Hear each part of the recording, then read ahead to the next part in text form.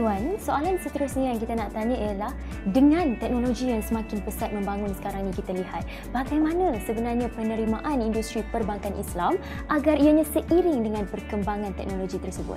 Pada saya merasakan sama ada mahu ataupun tidak mahu, perbankan Islam saya boleh katakan wajib untuk memahami teknologi, embrace teknologi sebagai salah satu daripada strategi mereka dalam memperkembangkan lagi produk dan services, dan juga bank mereka sendiri. Dia macam gelas, di mana gelas adalah alat untuk kita minum. Kalau kita minum air, harus. Kalau kita minum arak, haram. Terminologi macam tu, dia punya kiasan macam tu. Itu sebenarnya kita mahu bagaimana penerimaan industri perbankan Islam ni seiring dengan perkembangan teknologi. Terima kasih Tuan.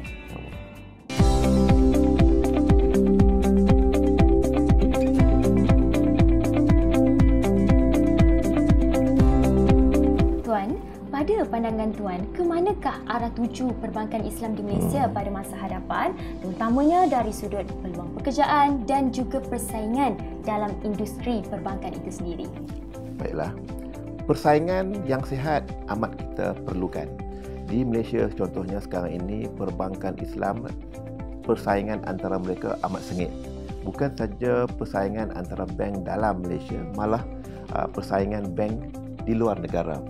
Perkembangan ini amat sihat, di mana kita amat memerlukan persaingan ini demi untuk memastikan bank-bank lebih kompetitif di antara satu sama lain, di mana mereka akan keluarkan lebih banyak produk yang berinovatif tinggi yang akan mencapai kepada kehendak-kehendak pemilihan rakyat-rakyat yang memerlukan produk dan perkhidmatan bank-bank. Itu amat pasti.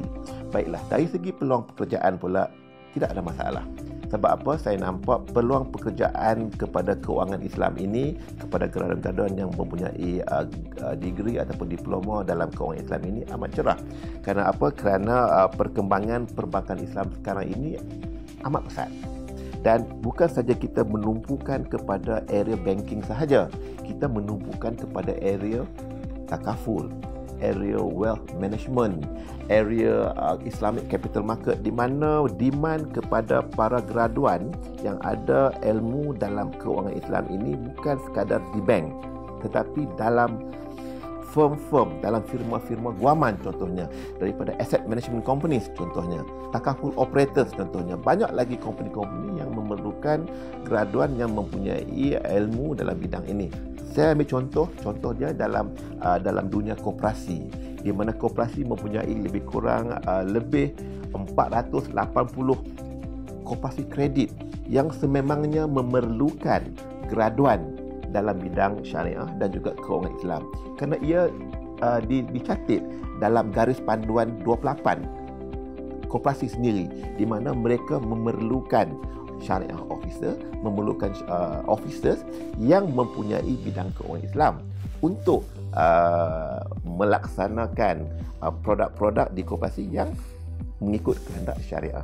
Baiklah, dapat kita simpulkan sebenarnya hala tuju perbankan Islam pada masa hadapan sangat cerah dan tiada masalah sebenarnya dari sudut peluang pekerjaan untuk para pelajar di luar sana. Terima kasih Tuan. Tuan, sedar tak sedar kita dah pun sampai ke penghujung video bimbingan industri untuk topik kita pada hari ini. Jadi untuk akhirnya kita nak Tuan untuk berikan serba sedikit kata semangat sebagai seorang yang berpengalaman dalam industri perbankan Islam di Malaysia. Apakah kemahiran ataupun kredibiliti yang perlu ada pada seseorang graduan itu untuk mereka berjaya dalam bidang kewangan Islam di Malaysia? Silakan. Baiklah. Untuk berjaya dalam bidang keuangan Islam di Malaysia ini dan juga di dunia, dua perkataan yang disebut oleh Cik tadi ini berkenaan dengan mahir dan kredibiliti. Mahir, untuk menjadi mahir dalam keuangan Islam, saya sarankan ada 3 perkara penting dekat sini. Nombor 1 ialah keep update dengan latest development yang berlaku dalam keuangan Islam. Itu adalah saranan yang paling penting. Pastikan, nombor 2, pastikan dalam sebulan sekurang-kurangnya 2 ataupun 3 kali anda masuk website Bank Negara Malaysia masuk website Suruhanjaya Security, masuk website mana-mana training institute Islamik yang Bank Negara buat untuk pastikan bahawa anda tidak ketinggalan dengan latest development yang ada. Dan nombor 3-nya ialah pastikan diri anda tidak keciciran.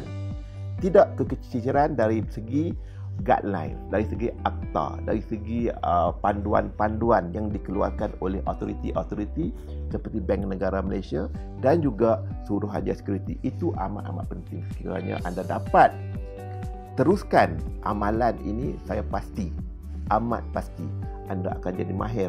Apabila pergi ke temu duga nanti pun, anda bisa menjawab soalan-soalan yang bakal ditanya oleh para interviewers yang akan datang. Baik, itu mahir.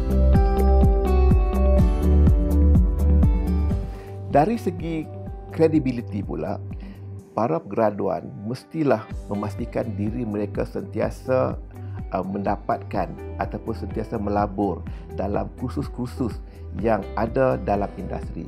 Pastikan mereka memilih kursus-kursus yang ada structured learning program di mana anda boleh memastikan diri anda sentiasa relevan dalam bidang-bidang kewangan Islam yang tertentu.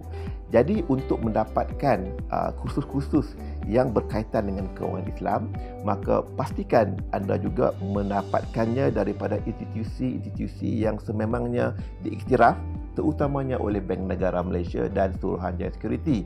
Antaranya ialah seperti SIF, CIIF, IPFIM, INSIAF, ISRA.